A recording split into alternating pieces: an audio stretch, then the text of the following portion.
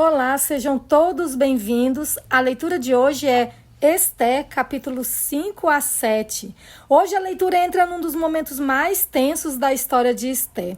O decreto de morte já foi assinado, mas Deus ainda está escrevendo os bastidores. Enquanto Amã arma para destruir os judeus, Ester se levanta com coragem, jejum e sabedoria. Deus não é citado, mas está orquestrando encontros, atrasos, sonhos e viradas que só Ele pode fazer. Prepare seu coração, porque hoje vamos ver que quando tudo parece perdido, o céu ainda tem a última palavra. Vamos começar com uma oração. Senhor nosso Deus, assim como Tu conduziste a vida de Ester, mesmo em silêncio, também guia cada detalhe da nossa. Dá-nos coragem para obedecer, fé para esperar e sabedoria para agir no tempo certo. Que ao lermos Tua palavra hoje, percebamos que nada foge das Tuas mãos. É o que nós pedimos e agradecemos em nome de Jesus. Amém. Ester, capítulo 5. Ester convida o rei e Amã para um banquete. No terceiro dia, Ester se aprontou com os seus trajes reais e se pôs no pátio interior do palácio real, em frente à residência do rei. O rei estava sentado no seu trono real, voltado para a porta da residência. Quando o rei viu a rainha Ester parada no pátio, ela alcançou favor diante dele, e o rei estendeu-lhe o cetro de ouro que tinha na mão. Ester se aproximou e tocou na ponta do cetro. Então o rei perguntou: "O que é que você tem, rainha Ester? Qual é o seu pedido? Até a metade do reino lhe será dado." Ester respondeu: "Se for do seu agrado, venha hoje com Amã ao banquete que preparei para o rei." Então o rei disse: "Peçam a Amã que venha depressa, para que possamos atender ao pedido de Ester." Assim o rei e Amã foram ao banquete que Ester havia preparado. Enquanto bebiam vinho, o rei disse a Ester: "Qual é o seu pedido?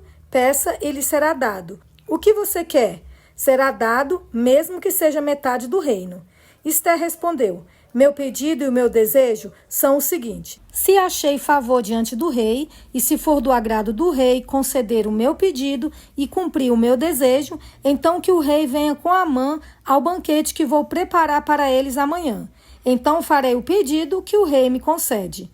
Naquele dia, Amã saiu alegre e animado, mas ficou furioso ao encontrar Mordecai junto à porta do rei e ver que ele não se levantava nem tremia diante dele. Porém, Amã se conteve e foi para casa. Depois mandou vir os seus amigos e Zeres, sua mulher. Amã falou sobre a glória das suas riquezas, a multidão de seus filhos, tudo em que o rei o tinha engrandecido, e como o tinha exaltado sobre os oficiais e servos do rei. E Amã acrescentou: a própria rainha Ester a ninguém mais convidou para vir com o rei ao banquete que tinha preparado, a não ser a mim. E também para amanhã estou convidado por ela, juntamente com o rei. Porém, tudo isso não me satisfaz, enquanto eu vir o judeu Mordecai sentado junto à porta do rei. Então Zeres, a mulher de Amã, e todos os amigos dele disseram: mande fazer uma forca de 22 metros de altura e pela manhã diga ao rei que nela enforquem Mordecai. Então vá alegre com o rei ao banquete. A sugestão foi bem aceita por Amã, que mandou levantar a forca. Amã é forçado a honrar Mordecai. Naquela noite o rei não pôde dormir. Então mandou buscar o livro dos feitos memoráveis que foi lido diante do rei. Achou-se escrito que Mordecai é quem havia denunciado Bigtã e Teres, os dois eunucos do rei, guardas da porta, que tinham planejado matar o rei Assuero. Então o rei perguntou: que honras e distinções foram conferidas a Mordecai por ter feito isso? Os servos do rei que o serviam responderam: ele não recebeu nenhuma recompensa. O rei perguntou: quem está no pátio? Ora, Amã tinha entrado no pátio exterior do palácio real para pedir ao rei que Mordecai fosse pendurado na forca que ele, Amã, lhe havia preparado. Os servos do rei lhe disseram: Amã está no pátio. Então o rei mandou que ele entrasse. Amã entrou, e o rei lhe perguntou: o que você acha que deveria ser feito ao homem a quem o rei deseja honrar? Então Amã pensou assim: a quem mais o rei poderia querer honrar a não ser a mim? Por isso ele respondeu ao rei: Quanto ao homem a quem o rei gostaria de honrar, que sejam trazidos os trajes reais que o rei costuma usar e o cavalo em que o rei costuma andar montado, e sobre cuja cabeça tenha sido colocada uma coroa real. Que os trajes e o cavalo sejam entregues a um dos mais nobres oficiais do rei, para que se encarregue de vestir aquele a quem o rei deseja honrar. Depois, que o leve a cavalo pela praça da cidade, proclamando em voz alta: é isto que se faz ao homem a quem o rei deseja honrar. Então o rei disse a Amã: vá depressa, pega os trajes e o cavalo e faça com o judeu Mordecai tudo o que você falou. Ele está sentado junto à porta do rei, e não omita coisa nenhuma de tudo que você falou.